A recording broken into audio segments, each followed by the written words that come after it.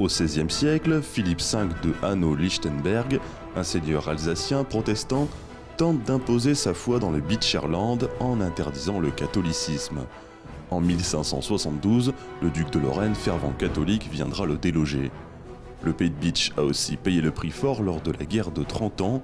Au XVIIe siècle, des troupes protestantes suédoises détruiront plusieurs lieux de culte, par exemple la chapelle de l'étang à Bitche. Il faudra plusieurs années pour que protestants et catholiques s'apaisent. En 1739, la paroisse de Berenthal naît. Le temple de Bitche, lui, ne date que de 1882, lors de l'occupation allemande, qui verra de nombreux protestants arriver. Aujourd'hui, les protestants seraient 1,5 million en France et seulement 450 dans le pays de Bitche. J'aime surtout toucher ça, quand je le prends pour le porter sur l'autel. Le lieu de culte, c'est un peu sa maison.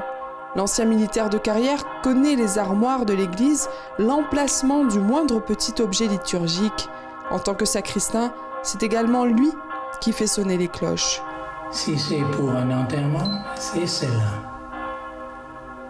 Aujourd'hui sacristain à temps partiel, Charles Eyerman continue d'exercer ce métier qui le passionne tant.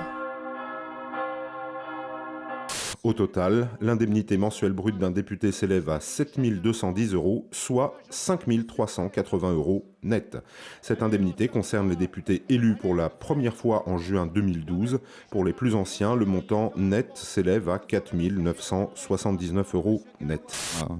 Même plus de choses à dire et en tout cas plus de facilité parce qu'on s'aguerrit au fur et à mesure de la composition et de l'écriture. Donc on a l'outrecuidance de croire et presque la certitude nous concernant qu'on est revenu avec un album où on tape un petit peu plus fort sur la table et on tape un petit peu plus fort sur les tempos aussi et sur nos instruments.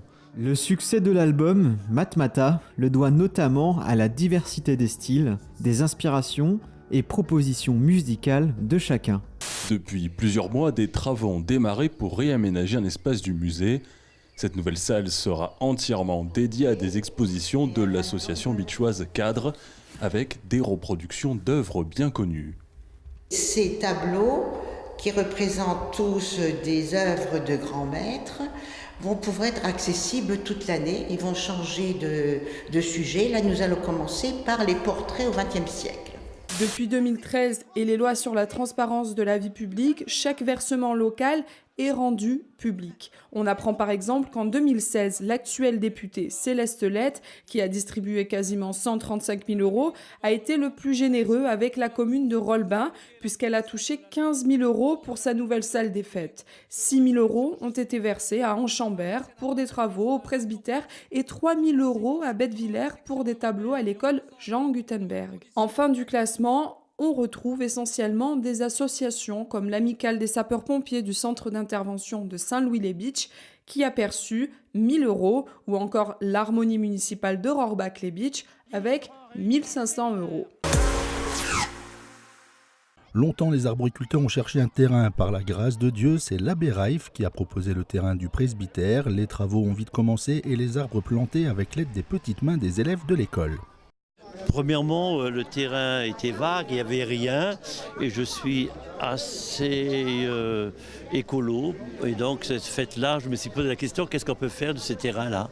Mohamed Griffet et ses lutteurs se retrouvent pour faire des démonstrations de l'initiation découverte de leur activité. Ils cautionnent l'ouverture de la section lutte au collège tant attendue. C'est une fierté, c'est une consécration, c'est la continuité en fait d'un travail de longue haleine qui est effectué par notre structure, avec une politique sportive bien définie, avec une volonté de développer la lutte sur le territoire. Les élèves sont d'excellents ambassadeurs du savoir-faire et de la qualité de l'enseignement délivré au conservatoire, comme Violette qui suit depuis 4 ans le cours de danse classique de Flavie Habert. Les cours sont libres, accessibles à tous. La prof et le professeur est compétente et c'est un bon conservatoire. L'équipe U11 va se rendre en Autriche, à Kitzbühel plus précisément, afin de participer à la finale de la Cordial Cup. Du 2 au 5 juin prochain, les jeunes Naboriens vont se confronter aux plus grosses équipes européennes, Barcelone, Bayern de Munich, Ajax d'Amsterdam ou encore Chelsea pour ne citer qu'elles.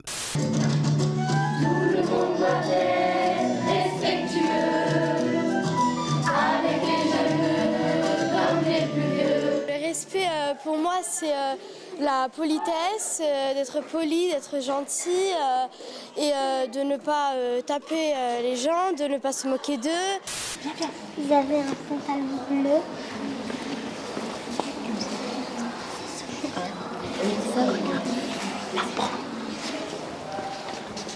Et des gants.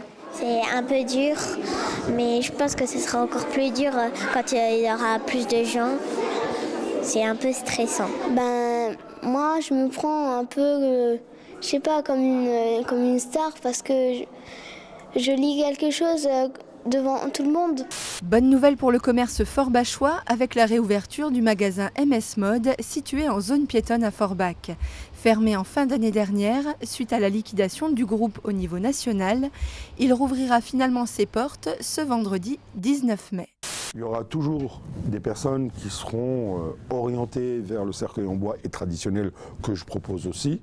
La seule chose que je propose non plus, c'est une palette d'un autre choix pour des personnes qui veulent s'orienter vers quelque chose de plus en rapport avec leur manière de voir la nature. Les effets Macron à Diblin, pour ou contre le retour aux anciens horaires scolaires? C'est la question que pose le maire à ses administrés. Ce sondage anticipe une des premières mesures d'Emmanuel Macron, un décret sur la liberté des communes. Ce décret donne la possibilité d'aménager ou de quitter le cadre de la réforme de Vincent Peillon, tant décrié depuis sa mise en place en 2013.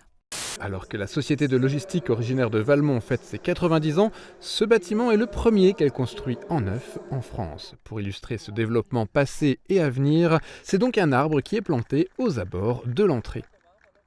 Pour le directeur général, ces 10 000 nouveaux mètres carrés de surface de stockage étaient une nécessité pour le développement de Sostmeyer. Et si c'est Hambach qui a été choisi, c'est en raison de sa position proche de l'autoroute et de la présence de clients potentiels sur le secteur. Le bâtiment est d'ailleurs déjà en service depuis la semaine dernière pour satisfaire l'un d'eux. Parking supérieur du Carré Louvain, enfin les travaux. La ville n'en pouvait plus d'attendre une décision de justice qui doit trancher sur les nombreuses malfaçons. Elle lance les travaux et va les préfinancer. Plaque par plaque, le béton est actuellement retiré de la surface. L'établissement dispose de 92 lits en hospitalisation complète et de 25 lits en hospitalisation de jour. Les taux d'occupation avoisinent et dépassent même certaines années les 100%. Il est en expansion et évolue, ce qui a un impact sur le profil des patients. Depuis plusieurs années, on s'aperçoit que la moyenne d'âge diminue en fonction des pathologies accueillies. Elle était avant de 70 à 75 ans contre 60 ans aujourd'hui. Dans le nouveau service réservé aux patients en état végétatif chronique, certains patients ont même moins de 40 ans. La fibre optique Orange jusque chez l'habitant. À Sarreguemines, 800 logements sont raccordables, ils seront 12 000 à la fin des travaux. Une réponse aux besoins croissants du numérique. Si aujourd'hui on compte 7 écrans connectés par foyer, en 2018 on en atteindrait 9 en moyenne et c'est pas fini. Pôle emploi a organisé son 5e forum pour l'emploi. 21 entreprises issues de divers secteurs d'activité sont venues proposer 140 offres d'emploi. Aujourd'hui, je recherche un menuisier qui soit capable de travailler sur machine, qui soit autonome. On recherche aussi bien des opérateurs de production, des caristes, des mécaniciens, des mécatroniciens. On est à la recherche de différents types de profils, à la fois les profils d'opérateurs de production que des profils plus techniques et plus pointus, du type technicien en chimie, responsable qualité, sécurité, environnement. Mieux manger au lycée Henri Nominé, les élèves mangeront désormais de la viande locale. Une convention a été signée entre l'abattoir du pays de Sarreguemines et l'établissement scolaire. Développer le circuit court et favoriser le bien manger sont les objectifs visés. De Vitrain à Sarreguemines, 5000 petits brochets dispersés dans la Sarre. Seuls 10 à 20% survivront jusqu'à l'âge adulte. L'opération est effectuée à différents moments de l'année selon le type de poisson. L'an dernier, l'association sarregueminoise a dépensé 25 000 € en alvinage. Bienvenue, je vous remercie. Promouvoir à la fois le patrimoine, la gastronomie locale et les arts de la table, voilà l'idée qu'ont eue en 2010 les créateurs des dîners insolites du patrimoine à Épinal.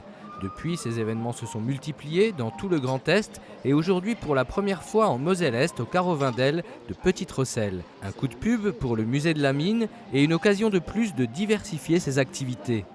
Au-delà, je dirais, de la visite du musée, le parc Explore Wendel est un lieu d'activité où on souhaite justement que toutes les activités se multiplient, se diversifient.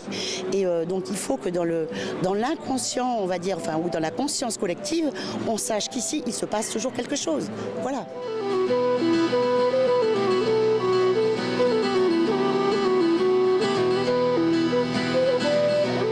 Vivre une expérience insolite mais aussi haut de gamme. Après la visite du musée, les convives se retrouvent dans la salle du Lavoir pour un repas en musique qui met à l'honneur le photographe animalier vosgien Vincent Munier, mais aussi les entreprises locales prestigieuses des arts de la table, comme la maison Bragard pour les équipements des chefs et des serveurs, les nappages Garnier-Thibault, les couverts de Darnay ou encore les verreries de la Rochère. Sans oublier Stéphane Schneider, le chef étoilé de l'auberge Saint-Walfried de Sarreguemines, qui a accepté de relever le défi. J'ai eu l'occasion de faire le démarrage des Noëls de Moselle sur le site du Carreau Wendel et ça m'a bien plu. Et donc quand on m'a proposé de faire les dîners insolites, voilà, j'ai tout de suite répondu positivement. Et puis sur la thématique, on a essayé de travailler finalement le thème du charbon.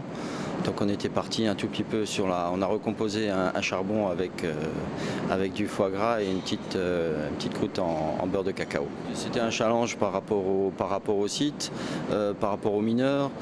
Il y a également le lycée hôtelier de Sarreguemines qui m'a prêté main forte, sinon j'aurais pas pu le faire non plus. Donc je veux dire, c'est un concours de circonstances qui a fait que voilà, on a répondu positivement. Lors de la saison 2016-2017, la 7e, 140 dîners insolites ont été programmés, ils ont tous fait le plein. L'originalité du concept lui promet un bel avenir. C'est un concept qui plaît, oui, on est pas mal sollicité pour essayer de revenir dans les endroits qui marchent bien. Après, forcément, on est obligé de proposer d'aller rechercher des nouveaux sites, parce qu'il y a des personnes qui nous suivent d'une programmation à l'autre. Et donc, pour ces personnes-là, on leur doit de proposer des nouveautés, même si l'aliment entre les chefs, enfin la symbiose entre les chefs, le dîner et également le groupe de musique peut varier d'une année à l'autre. Mais on essaie quand même de varier. Là, on est dans un site industriel ce soir. La salle du Lavoir du musée de la Mine, un cadre superbe et parfaitement adapté aux dîners insolites qui reviendront à n'en pas douter. Le programme de la prochaine saison sera disponible dans quelques jours sur le site dînerinsolite.com.